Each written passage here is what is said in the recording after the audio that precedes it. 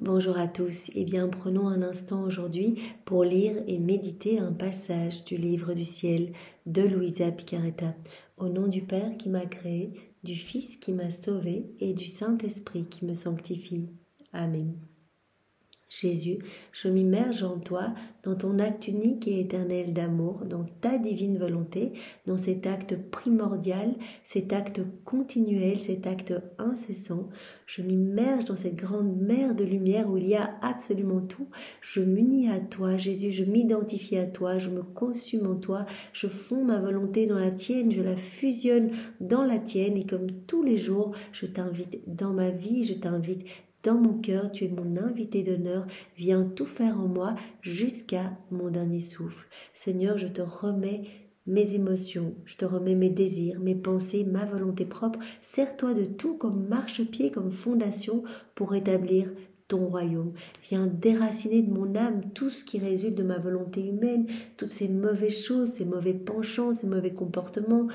Voilà, toutes ces mauvaises passions, ces mauvaises ronces, ces mauvaises herbes, arrache tout Seigneur et recrée cet espace indispensable pour que ta divine volonté puisse se sentir libre en moi, qu'elle puisse être souveraine, opérante et agissante à partir de ce que je suis, à partir de mon humanité. Seigneur, je te supplie d'investir tous mes actes de ta présence, de venir toi-même marcher dans mes pas, de venir toi-même regarder à travers chacun de mes regards, parler à travers ma bouche, respirer dans mon souffle, penser à travers chacune de mes pensées. Viens toi-même faire battre mon cœur. Oh Seigneur, sois présent dans tous mes mouvements conscients et inconscients. Marque-moi complètement de ton sceau divin, et bien que je puisse être comme un débordement de toi-même. Oui Seigneur, continue ta vie en moi. Je veux que ma vie soit une offrande éternelle pour ta gloire, un sacrifice, de louange et d'adoration continuelle pour toi. Je veux qu'à chacun de mes battements de cœur, tu puisses recevoir l'acte opposé à toutes les offenses qui te sont faites, toutes les méchancetés, les froideurs, les iniquités, les fermetures de cœur, voilà, tous les péchés des schismatiques, des hérétiques, des infidèles, des sectaires, etc. Je veux tout pallier, Seigneur, je veux continuellement tout réparer. Je veux, continuellement pallier ces manques d'amour, Seigneur. Je veux reprendre tout l'amour que tu as placé dans l'œuvre de la création, tous les actes d'amour que tu as placés dans l'œuvre de la rédemption et ceux que tu as placés dans l'œuvre de la sanctification. Je veux les faire tous miens. Je veux ajouter mes je t'aime et je veux continuellement te les réoffrir au nom de tous. Je veux également continuellement à chacun de mes battements de cœur te recouvrir de l'amour de ta maman. Je veux reprendre tous ces actes d'amour, tout ce qu'elle a accompli dans la divine volonté depuis la seconde 1 de sa conception dans le sein de Sainte Anne jusqu'à son Assomption. Je veux reprendre tous ces actes, tous ces soleils magnifiques. Elle n'a fait qu'agir dans la divine volonté. Je reprends tous ces actes, je les fais miens, j'ajoute mes je t'aime et je te les réoffre continuellement. Je veux également, Jésus, te recouvrir de l'amour du Père, de l'amour de l'Esprit Saint. Je veux reprendre votre amour trinitaire, cet amour brûlant, ad intra. Je veux le faire mien, ajouter mon petit amour et tout te redonner continuellement. Je veux également reprendre tous les actes de tous les hommes, de tous les temps, les actes d'amour, tous les actes des saints, les rosaires, les chapelets, les sacrifices, les dévotions, les jeûnes, les prières, les mortifications. Je veux tout reprendre depuis le premier acte d'amour qu'il y a eu jusqu'au dernier qui sera. Et je veux les plonger dans ta divine volonté pour les diviniser, pour les sanctifier, parce que je ne veux t'offrir que du divin, Seigneur. Alors je reprends ces actes une fois qu'ils ont été sanctifiés et je te les réoffre continuellement à nouveau à chacun de mes battements de cœur. Je veux, aussi, parce que je t'aime, Seigneur, refaire tous les actes mauvais. Refaire dans le sens, les transformer. Je veux plonger tout ce qu'il y a de mauvais, tout ce qui t'offense, tout ce qui te blesse, dans ta divine volonté, dans cette mer comprenant tous les bonheurs célestes, toutes les joies célestes, et je veux vraiment les transformer en autant d'actes de louange, de bénédiction, de remerciement, d'actions de grâce au nom de tous. Et tout ce paquet d'amour, Jésus, je veux te l'offrir non seulement à chacun de mes battements de cœur, mais aussi à chacun de mes micro-mouvements externes, mais aussi interne de mes organes, de mes nerfs, de mes muscles, de mes battements de cils. Je veux également, à chacune de mes respirations, à chacun de mes pas, à chaque instant, t'offrir ce flot d'amour. Et je veux même t'offrir ce paquet d'amour depuis la nanoseconde 1 de ma conception dans le sein de ma maman, et ce, jusqu'à mon dernier souffle. tout le temps, tout le temps, tout le temps. Je veux que tu te sentes recouvert de cet amour, Seigneur. Et je veux imprimer cet amour partout sur chaque élément créé. Sur chaque petite feuille, chaque petite plante, chaque arbuste, chaque herbe, chaque fleur, dans chaque molécule d'air, chaque particule de lumière, chaque atome de terre, partout sous la terre, dans chaque semence, sur chaque semence, tout ce que ces semences vont produire, sur chaque étoile, leurs sentiments, dans l'immensité des cieux, chaque nuage, chaque planète, sur le soleil, sur tous ces rayons, tout ce que ces rayons vont toucher, chaque animal, bestiole, insecte, partout, dans la mer, dans les vagues, dans le vent, sur les montagnes, sur chaque minéraux, poussière, grain de sable, partout, partout, je veux placer mon amour pour toi. Et partout, je veux te demander que s'établisse le royaume de ta divine volonté.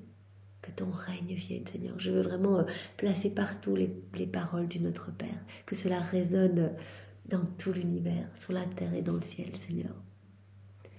Jésus, eh bien, je veux maintenant te demander, s'il te plaît, de nous disposer chacun pour accueillir ce nouvel enseignement.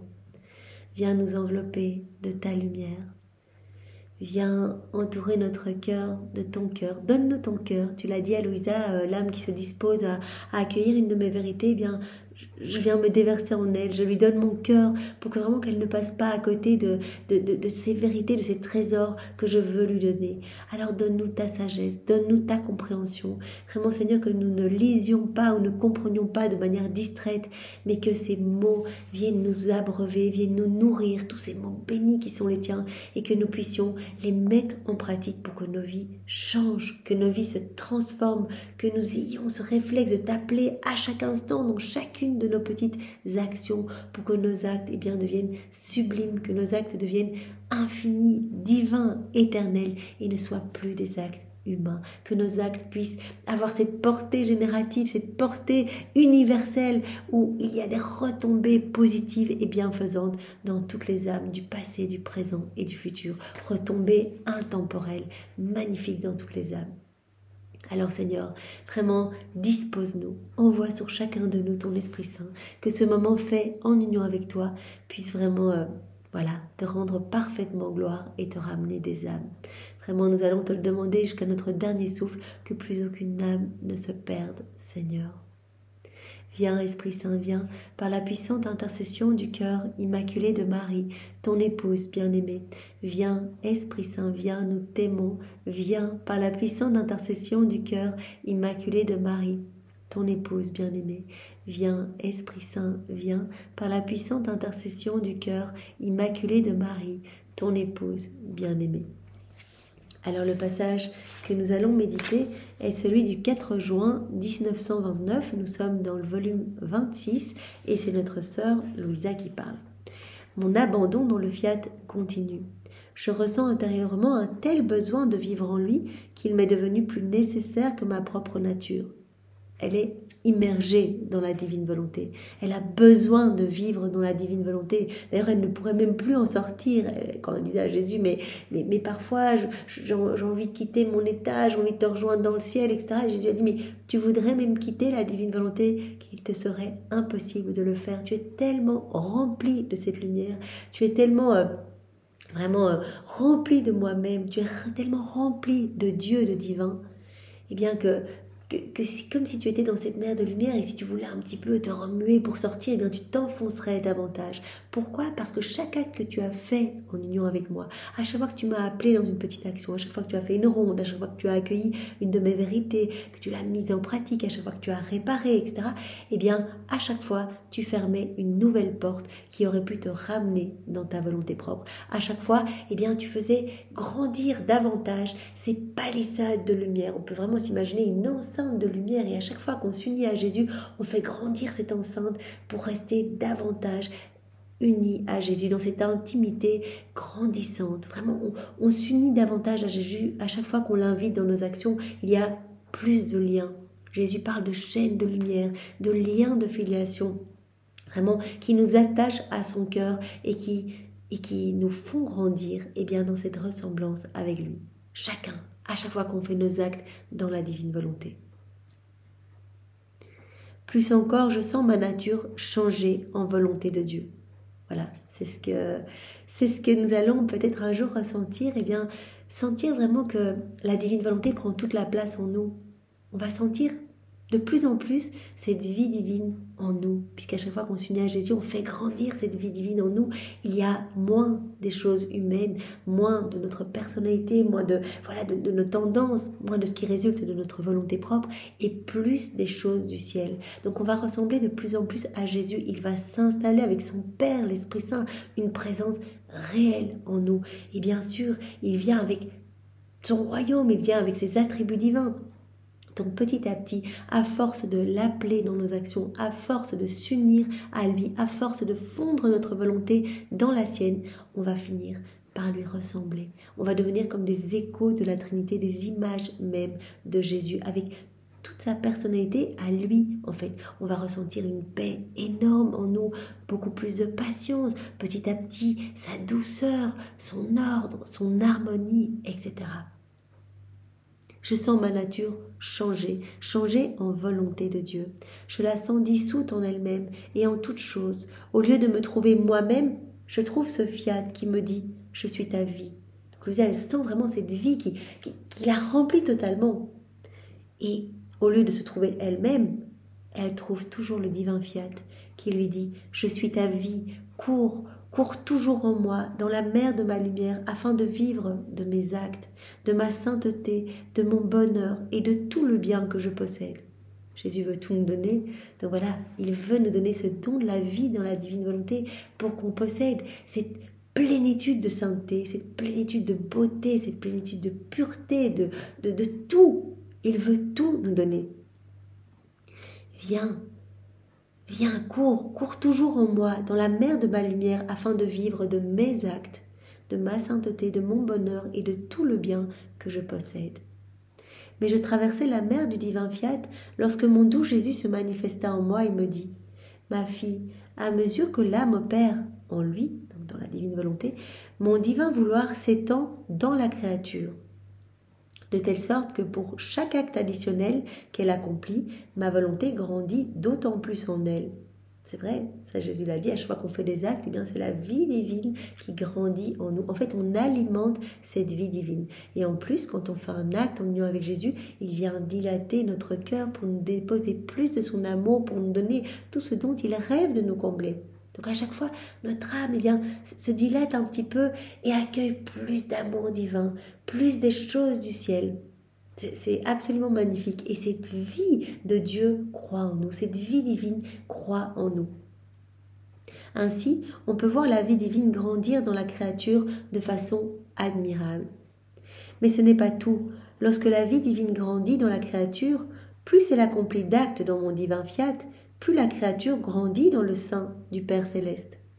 Donc on fait des actes en union avec Jésus, cette vie divine va croître en nous, notre âme se dilate pour accueillir plus de l'amour de Dieu, accueillir tout ce dont Dieu veut nous combler, mais aussi la créature va grandir dans le sein du Père Céleste.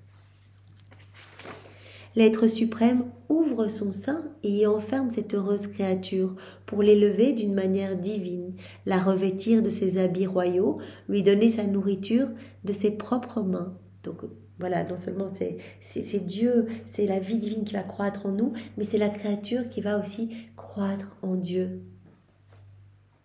En fait, c'est comme si on se mettait vraiment sur les genoux du Père et vraiment qu'il nous élevait, qu'il nous revêtissait bien des plus beaux joyaux du ciel, il nous mettait des ornements, etc. Voilà, donc l'âme vient vraiment, cette heureuse créature vient dans le sein du Père qui l'élève d'une manière divine, qui la revêt de ses habits royaux, lui donne sa nourriture de ses propres mains, l'embellit d'une rare beauté. Tout le ciel en reste stupéfait, ravi en voyant que le Créateur élève une créature en son sein, et ils se disent « Il doit être en train de faire quelque chose de grand avec elle, car il l'aime tant, et veille sur elle au point de l'élever en son sein paternel. » Donc cela attire à nouveau les regards de toute la cour céleste, tous les saints, les bienheureux qui se disent « Mais c'est incroyable cette créature qui est élevée, qui se trouve sur les genoux du Père et le Père s'en occupe, le Père l'embellit, la purifie, le Père lui met des vêtements royaux, des vêtements de lumière, etc. » Et tous attendent la pleine croissance de cette créature pour voir ce qui adviendra d'elle. Par conséquent, le prodige de vivre dans ma volonté est unique. Jésus parle du prodige des prodiges, du miracle des miracles, cette vie dans la divine volonté où vraiment, où Dieu va s'enclore en fait dans l'âme, et l'âme va s'élever et vraiment être fondu en fait dans le tout, être vraiment dans le sein du Père paternel en fait, sur les genoux du Père pour être embelli et être vraiment comme une autre source de lumière en fait, comme vraiment notre âme qui s'élève, qui se greffe dans le soleil de la divine volonté et qui devient lumière en fait, qui devient lumière, qui vraiment... la lumière de Dieu va rayonner de toute notre personne, tous ces rayons vont pouvoir se déverser sur toutes les âmes autour de nous, les âmes du passé, les âmes du futur, etc. C'est le prodige des prodiges, le prodige de vivre dans ma divine volonté. Ce prodige est unique. Il communique une puissance telle à celle qui vit en elle qu'elle entre partout, et Dieu lui-même l'aime et veut l'élever en son sein divin. Et on sait aussi que l'âme qui vit dans la divine volonté, elle va se couler partout où se trouve la divine volonté. Partout où la divine volonté est en train de travailler et opérer, eh bien l'âme va être comme fondue, va être comme coulée partout, donc dans la création, partout. Voilà. Une puissance est communiquée à celle qui vit dans la divine volonté. Elle peut rentrer partout et Dieu lui-même l'aime et veut l'élever en son sein divin. De plus, le potentiel et la diffusion de l'acte accompli dans ma divine volonté est tel et si grand que la créature se diffuse partout. Elle s'étend dans les cieux et semble faire l'appel des étoiles. Elle s'étend dans le soleil et fait l'appel de la lumière. Donc elle va se trouver partout, elle va se trouver dans le soleil, elle va se trouver dans les étoiles, elle va se trouver dans chaque petite chose que nous pouvons observer de la création. Elle se trouve vraiment dans cette unité du divin fiat avec chaque élément créé et avec son créateur. Elle s'étend dans le soleil et fait l'appel de la lumière, elle investit l'air, le vent, la mer, et fait l'appel des oiseaux, de la puissance du vent, des eaux et des poissons. Et les rangeant tous en ordre, elle leur dit à tous, avec son acte, « Inclinez-vous et adorons avec un double hommage notre Créateur. » Voilà, on fait un petit acte dans la divine volonté, on ne fait pas spécialement une ronde, comme nous faisons maintenant, nous sommes en train de méditer ou juste manger dans la divine volonté, dormir, parler, regarder, marcher, que sais-je. Eh bien, c'est un acte qui va glorifier parfaitement la Trinité et vraiment partout où se trouve la divine volonté, eh bien, il y aura des actions de louange, de bénédiction qui vont être répétées. C'est comme si l'âme se coulait dans le soleil et venait dire « Je t'aime, je t'adore, je te loue » à son Créateur, qu'elle se coulait dans la mer, dans les vagues, dans la force du vent, dans chaque petite fleur, etc. Donc partout, l'âme va se trouver pour dire louange, adoration, bénédiction à mon Créateur. Inclinez-vous et adorons avec un double hommage notre Créateur. Ce fiat qui nous a créés est dans mon acte et je veux avec lui créer un amour nouveau, une adoration et une gloire nouvelle pour notre Créateur. Voilà, donc l'acte fait dans la divine volonté comprend absolument tout. On l'a même vu précédemment, Jésus nous a dit que même les saints venaient se déverser dans cet acte comprend tout. Et donc, en fait, cet acte fait en union avec Jésus va apporter, comme je le disais précédemment, une gloire parfaite à la Trinité. Et cela apporte une fraîcheur nouvelle en fait. Cela apporte comme un amour nouveau, une adoration nouvelle, une gloire nouvelle pour chaque élément créé envers son Créateur. Et elle s'étend non seulement dans toutes les choses créées, mais jusque dans les actes de la Vierge et dans tous ceux que j'ai accomplis sur la terre, dans les actes de son Créateur, dans ceux de tous les saints. Partout où la divine volonté se trouve, la créature va se couler en faisant son petit acte. Donc même si on a l'impression que rien ne se passe, au niveau spirituel, en fait, l'âme qui fait ses actes dans la divine volonté va se couler partout et il va y avoir de l'adoration, des louanges, des bénédictions absolument partout dans la création, mais aussi un surcroît de gloire accidentelle pour les saints, les bienheureux. Elle va se trouver partout où la divine volonté se trouve. Donc elle va se trouver également, comme Jésus le dit ici, dans les actes même de la Vierge Marie, dans tous ceux accomplis même par Jésus sur la terre, dans les actes de son Créateur, dans ceux des saints, etc., du premier au dernier.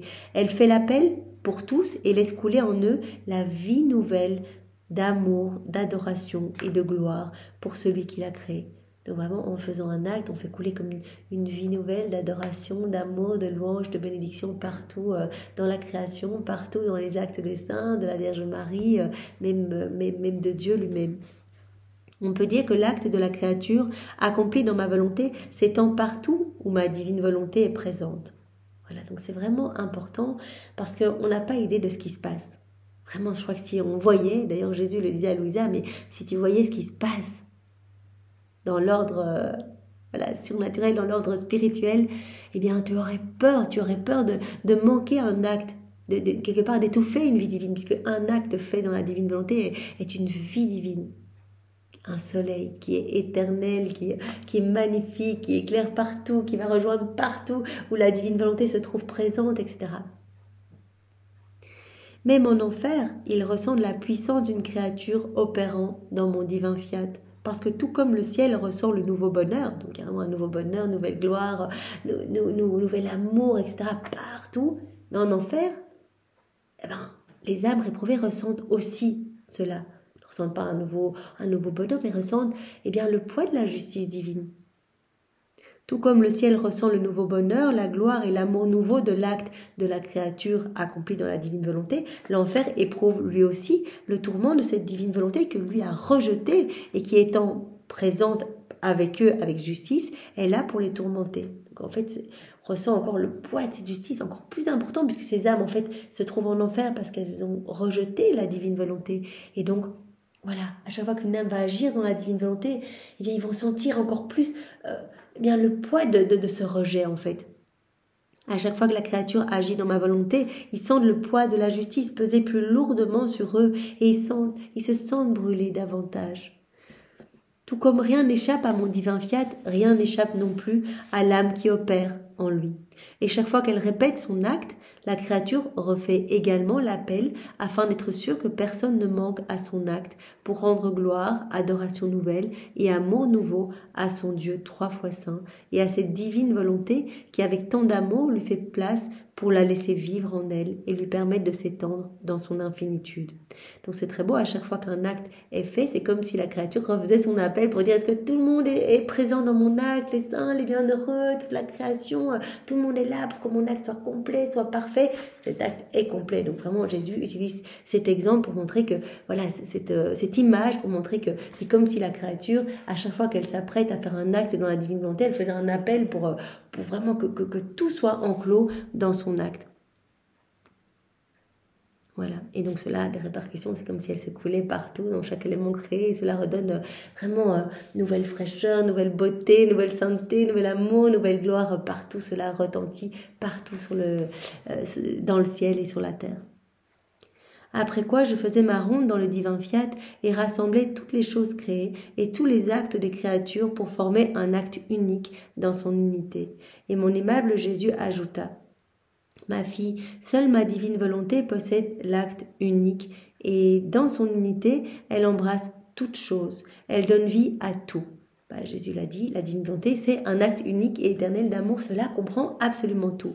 Mais alors qu'elle accomplit un acte unique, cet acte possède la source de tous les actes ensemble, de telle sorte que tout en étant les effets de l'acte unique, ils se répandent dans la création tout entière et descendent pour le bien des créatures, tels des actes réels, tandis que dans l'unité de l'acte unique du divin fiat, ce n'est toujours qu'un seul acte. Donc c'est un acte unique et éternel d'amour, même si on a l'impression qu'on voit tous les actes différents. Effectivement, le vent avec sa force, etc., ou les vagues, ou tout ce que l'on voit, en fait, à chaque fois c'est un acte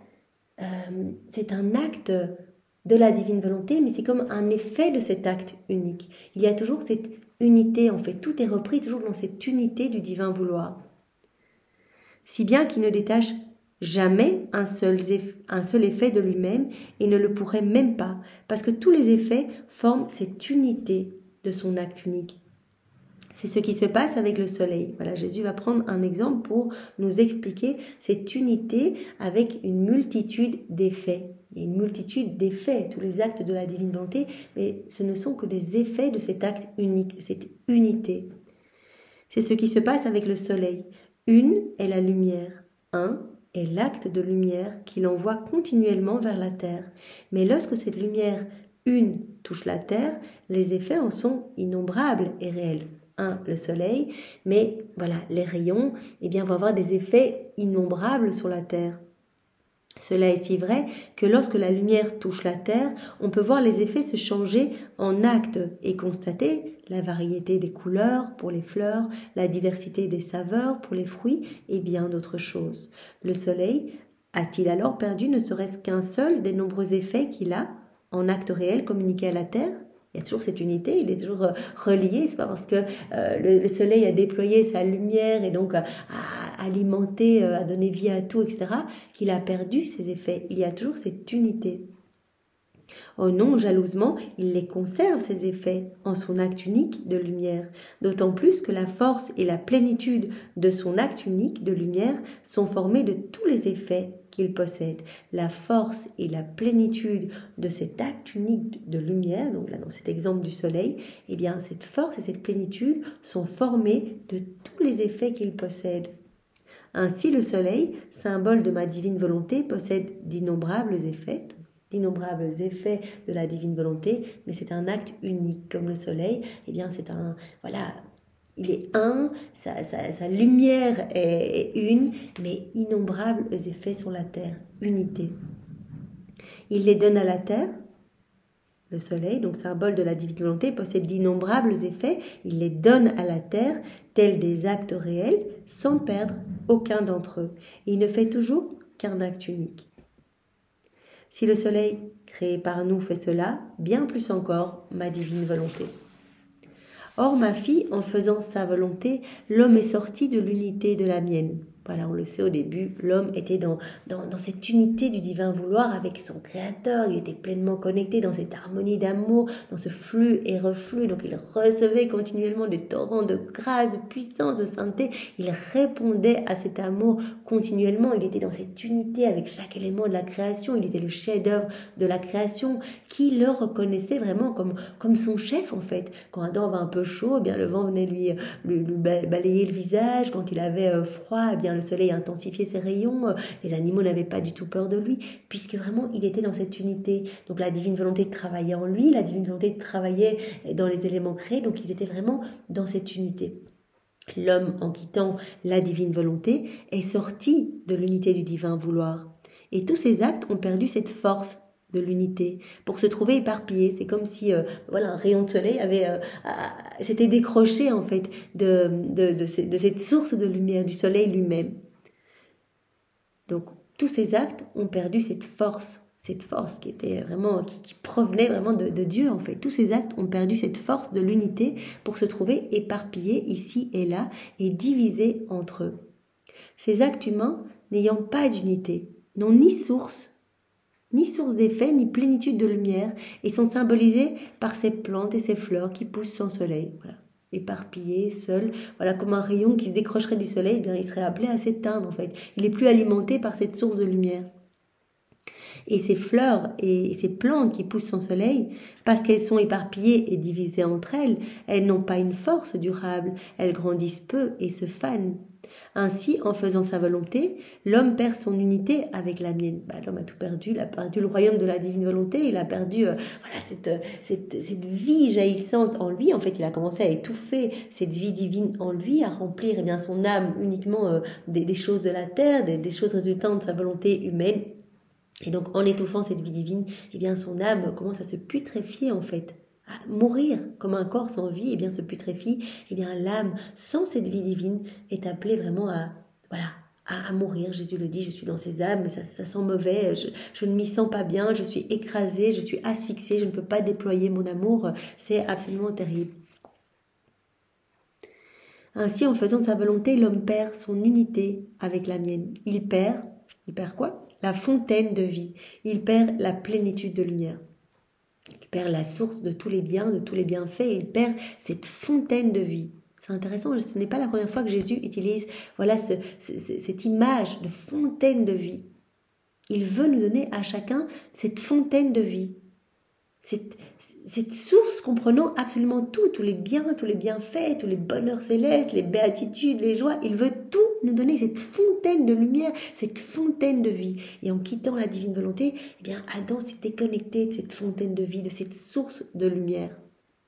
Il a perdu cette fontaine de vie, il a perdu la plénitude de lumière. Or, celle qui vit dans ma divine volonté amasse tous les biens éparpillés par les créatures et forme un acte unique. L'âme qui vit dans la divine volonté peut réparer, peut aller reprendre tous ces petits actes éparpillés et peut les replonger dans la divine volonté pour les refaire, pour les offrir en tant qu'actes de louange, de bénédiction et d'amour. Ces actes deviennent le droit de celle qui agit et vit dans mon divin fiat. Il n'est pas de bien que celle qui vit dans ma volonté ne puisse pas prendre. On peut se servir dans absolument tout. On peut aller chercher, on peut aller chercher dans l'œuvre de la rédemption, se servir, prendre les larmes de Marie, aller nettoyer des cœurs, aller les offrir au Père, les larmes de Marie, pour que soient nettoyés de nos cœurs, ce qui résulte de nos volontés propres et que vienne le règne de la divine volonté. On peut prendre les souffrances de Maman Marie, les faire nôtres, y greffer nos petites peines, les offrir au Père pour que le royaume du divin fiat puisse s'établir ici-bas. On peut prendre les plaies de Jésus, aller nettoyer toutes les âmes.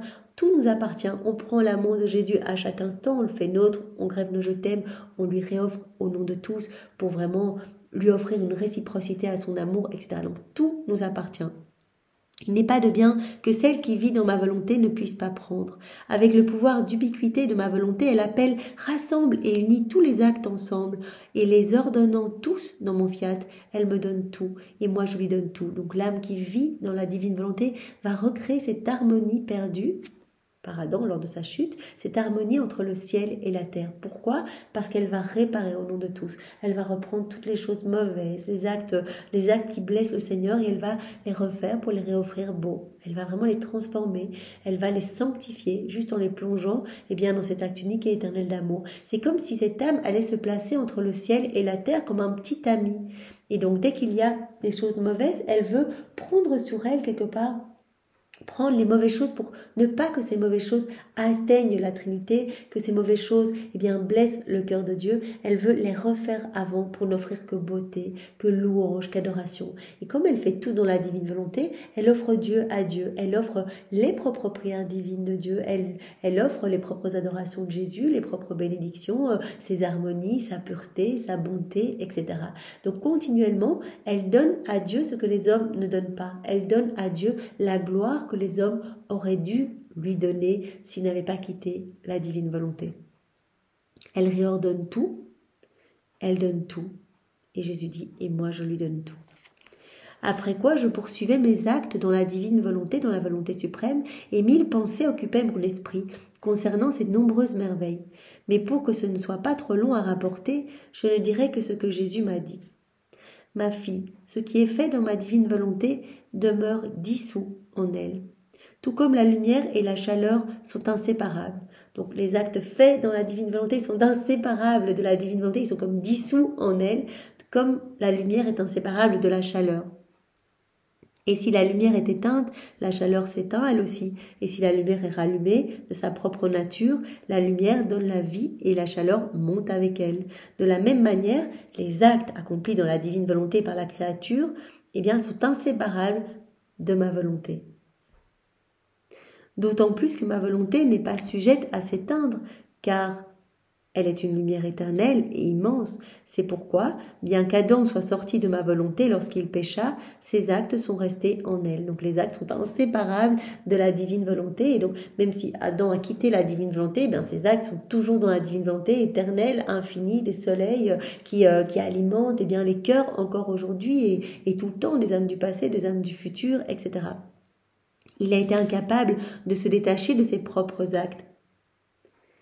Mais ces actes accomplis dans ma volonté ne pouvaient ni sortir, ni se détacher, car ils avaient déjà formé leur vie de lumière et de chaleur en elle. Pardon, c'est cela qui me semblait bien. Il a été capable, donc Adam a été capable de se détacher de ses actes, mais ces actes sont restés vraiment en dépôt dans la divine volonté. Voilà, ne pouvaient ni sortir ni se détacher, car ils avaient déjà formé leur vie de lumière et de chaleur en elle. Ce qui entre dans ma volonté perd sa vie en elle, forme une seule et même vie avec elle. Donc les actes accomplis dans la divine volonté sont inséparables du divin vouloir. Et donc reste en dépôt dans la divine volonté. Ce qui entre dans ma volonté perd sa vie en elle, forme une seule et même vie avec la divine volonté et perd le droit de sortir. Et ma volonté dit, ces actes ont été accomplis dans ma maison, dans ma lumière, les droits sont miens. Et il n'est pas de puissance humaine ou divine capable de faire qu'un acte accompli par la créature dans ma volonté puisse en sortir ou en être séparé. C'est impossible. Les actes resteront toujours en dépôt dans la divine volonté. Il n'y a pas cette séparabilité où la créature quitterait la divine volonté avec ses actes. C'est pourquoi les actes d'Adam accomplis dans ma volonté avant son péché sont présents tel un acte premier, d'où dépend la création et les actes des générations humaines. Tout ce que Adam a fait dans la divine volonté, eh bien c'est toujours là, en acte de se donner, toujours des fruits, de la lumière, voilà pour chacun de nous. Comme acte premier, d'où dépendent eh bien la création et les actes des générations que nous sommes. Supposons maintenant que tu sortes de ma volonté. Tu sors et restes à l'extérieur. Mais tes actes, eux, ne sortent pas. Ils n'ont ni le droit ni la capacité de le faire. Et tant que tu restes dans ma volonté, tes actes sont à toi et à moi. Mais en sortant, tu vas perdre tes droits. Les droits vont appartenir à la divine volonté. Et parce qu'ils ont été faits dans le royaume de ma divine volonté et non dans la volonté humaine, il reste mes droits. Donc tant qu'on est dans la divine volonté, eh bien ces actes sont à nous et à Dieu. Si on quitte la divine volonté, on perd nos droits sur ces actes et ces actes eh bien appartiennent à la divine volonté. La divine volonté a ses droits sur ces actes. Mais ils semblent avoir été accomplis par toi, même s'ils semblent avoir été accomplis par toi. Il reste mes droits. Or tu dois savoir que tout ce que tu fais dans mon fiat servira d'acte premier pour les autres créatures afin de vivre dans son royaume. Tout ce qui a été fait dans la divine volonté, que ce soit par Adam dans son état d'innocence, ou chacun de nous quand on essaye de faire des actes, qu'on essaie d'appeler Jésus dans nos actions, eh bien tous ces actes vont, comme dit Jésus ici, servir d'acte premier pour toutes les autres créatures afin de vivre dans le royaume de la divine volonté. Donc tout va servir à distribuer de la lumière dans les cœurs, des grâces, des bénédictions, et ce, continuellement, puisque cela forme un soleil éternel vraiment et infini. Donc il y a des retombées continuellement dans les cœurs, et donc il y a des âmes qui découvrent continuellement les écrits du ciel, parce que nous faisons des actes dans la divine volonté, et donc chaque acte fait dans la divine volonté va servir comme acte premier pour toutes les autres créatures, afin que toutes les âmes, que de plus en plus d'âmes viennent vivre dans le royaume de la divine volonté. Tu dois savoir que tout ce que tu fais dans mon fiat servira d'acte premier pour les autres créatures afin de vivre dans son royaume. Sera l'ordre, le régime et la vie de ceux qui vivront dans le royaume de mon divin fiat. Bien sûr, Louisa, elle n'a pas la même mission que nous, donc bien sûr, elle est notre chef de file, elle est notre modèle, c'est elle qui a formé ce royaume avec Jésus. Elle a en dépôt en elle toutes les connaissances, tous les biens relatifs à la divine volonté. Donc tout ce qu'elle fait, bien sûr, tout ce qu'elle a fait, ses clignements de Dieu, etc., servent d'acte premier pour nous aider à vivre dans le royaume de la divine volonté, mais nous, ce que nous faisons va également avoir un impact pour les âmes du passé, les âmes du futur et une portée universelle. C'est pourquoi je t'exhorte tant à le parcourir. Pourquoi je veille sur toi, je t'accompagne et souvent je le fais avec toi. Parce que non seulement ces actes te servent à toi, mais ils doivent servir d'acte premier et de modèle pour ceux qui doivent vivre dans le royaume de mon divin fiat. Donc Louisa, vraiment, là, cette mission de nous servir vraiment de modèle. Donc Jésus dit, sois d'autant plus attentive parce que c'est super important, toutes ces vérités que je te donne, toutes ces nouvelles clés, ces nouvelles portes, ces nouveaux chemins, ces nouvelles voies d'accès, chaque vérité, c'est comme cela, des nouvelles clés, etc., permettant aux âmes d'accéder plus facilement au royaume de la divine volonté. Donc vraiment, sois attentive, dit Jésus à Louisa, sois attentive parce que tous tes actes vont servir vraiment de modèle pour ceux qui doivent vivre dans le royaume de la divine volonté. Bien Seigneur, merci, sers-toi de chacun de nous, vraiment nous nous offrons à toi pour que tu puisses réaliser tes plans d'amour en chacun de nous et que nous ne soyons pas des entraves, que nous ne mettions pas des bâtons dans les roues, que nous ne t'empêchions pas de réaliser ton dessein en nous Seigneur, vraiment que nous puissions être correspondre à ce pourquoi tu nous as créés, Seigneur. Vraiment que nous puissions être ce que tu veux que nous soyons, que ta volonté soit faite dans nos vies, Seigneur. Merci Jésus, avec tes propres remerciements, sois loué, béni et glorifié au nom de tous. Au nom du Père et du Fils et du Saint-Esprit. Amen. Soyez tous bénis. Au revoir.